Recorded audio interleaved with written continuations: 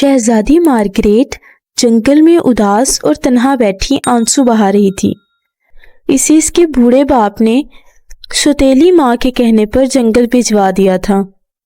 शहजादी सोच रही थी, अगर मेरी माँ जिंदा होती तो आज ये दिन मुझे देखना कभी नसीब ना होता। जंगल में रहते आज इसे 3 दिन हो गए थे और रात के वक्त इसे जंगल से बड़ा खौफ आता था। वो अक्सर अपने खुदा से कहती, मैंने जिंदगी में हमेशा गरीबों और नादारों की मदद की, किसी को दुख या तकलीफ नहीं पहुंचाई, फिर मेरे साथ ऐसा क्यों हो रहा है? मुझे किस जुर्म की सजा मिल रही है? एक दिन शहजादी मार्गरेट जंगल के साथ मौजूद समुंदर के साहल पर चहलकदमी कर रही थी कि अचानक वहां पर बहुत से बगले उड़ते हुए आए। इनमें एक खूबसूरत लड़का भी था जिसने बगलों की मानद लिबास पहना था। इस लड़के ने बताया, मैं शहजादा बगला हूँ और आपको लेने आया हूँ।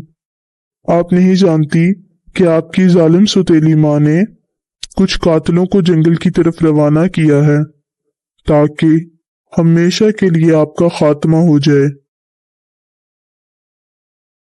अब मैं आपको यहाँ से दूर एक नई दुनिया ले जाऊंगा जहाँ आप एक नई और राहत भरी खुशो खुर्रम जिंदगी का आगाज करोगे।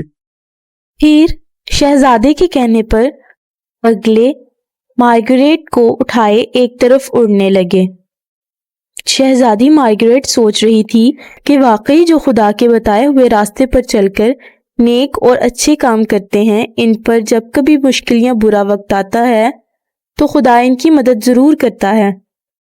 ये सफर 2 घंटे तक जारी रहा। आखिर बगले एक खूबसूरत से जंगल में उतर गए। तब बगले शहजादे ने कहा,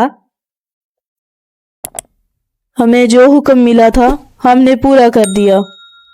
यहाँ आपकी जिंदगी को कोई खतरा नहीं होगा।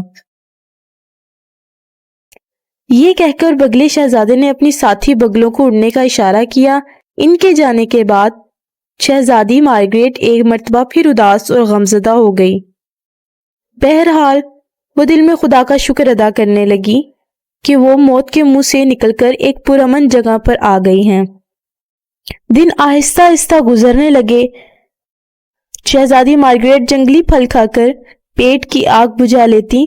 दिन के वक्त वो जंगली परिंदों से खेलती और इनके लिए चारे का बंदोबस्त करती। एक दिन जंगल में एक शहजादा शिकार खेलने आया। इसने जो जंगल में एक खूबसूरत लड़की को देखा तो हैरान हो गया।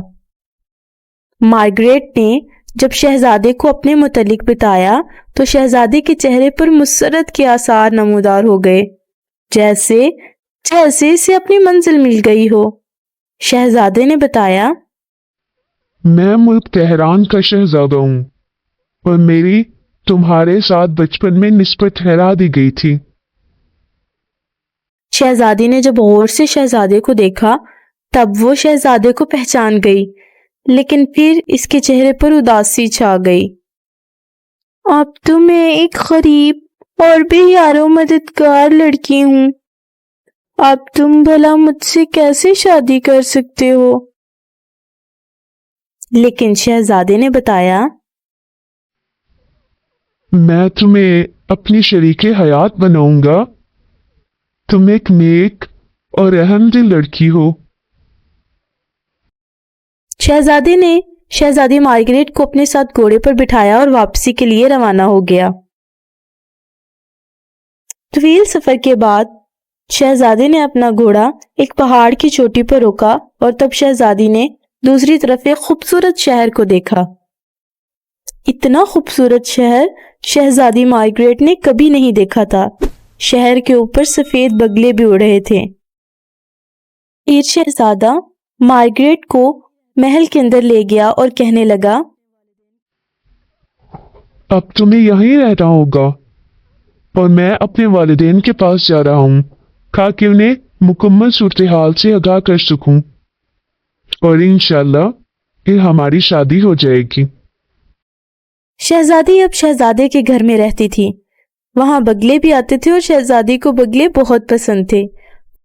چند دنوں بعد جب شہزادہ اپنے والدین کے ہمراہ وہاں آیا اور جب اس نے بتایا شہزادی، تمہاری سوتیلی ماں ناگ کے ڈسنے کی وجہ سے ہلاک ہو گئی ہے، اور باپ اپنے کیے پر نادم اور شرمندہ ہو کر تمہیں ہر طرف تلاش کر رہا ہے۔ اس کے دونوں ٹانگیں پہاڑی سے گرنے کی وجہ سے ضائع ہو گئی ہیں۔ شہزادی کی آنکھوں میں آنسو آ گئے اور تب وہ اپنے باپ کے ظلم و زیادتیوں کو بھول کر اس کے پاس پہنچ گئی۔ بادشاہ نے جب اپنی بیٹی سے اپنے کیے کی معافی چاہی تو مارگریٹ نے کہا، اگر آپ کو احساس ہو گیا ہے تو خدا سے معافی مانگیں، میں نے اپنا دل صاف کر لیا ہے۔ بادشاہ سلامت نے خدا سے معافی مانگی اور کہا، میں نے ایک مکار عورت کے کہنے پر اپنی نیک اور رحم دل بیٹی پر ظلم ڈھائے۔ خدا نے مجھے اور میری مکار عورت کو سزا دی۔ شکر ہے اس بات کا کہ میری بیٹی نے مجھے معاف کر دیا۔ اس کے بعد شہزادہ اور شہزادی کی شادی ہو گئی اور اس طرح سب ہنسی خوشی رہنے لگے۔